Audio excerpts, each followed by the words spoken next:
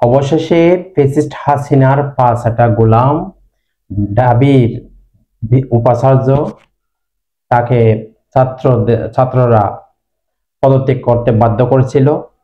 ৩০তম নতুন উপাচার্য হিসেবে নিয়োগ পেয়েছেন ডক্টর নিয়াজ আহমেদ খান, যিনি প্রথম দিনেই এসে স্টুডেন্ট এবং উপস্থিত জনতাদেরকে নিয়ে ঢাকা বিশ্ববিদ্যালয়ের মসজিদে সালাতুল মাগরিবের ইমামতির মাধ্যমে তার কর্ম শুরু করেছেন।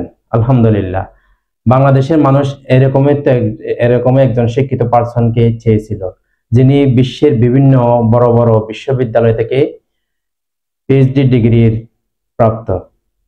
আপনারা জেনে অবাক হবেন যে কে এই ডক্টর নিয়াজ আহমেদ খান।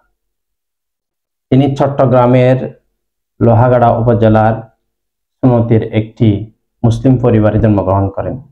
চট্টগ্রামবাসী আসলে অত্যন্ত, তাদের চট্টগ্রামের অনেকেই বর্তমান সরকারের উপদেষ্টার মধ্যে স্থান পেয়েছেন।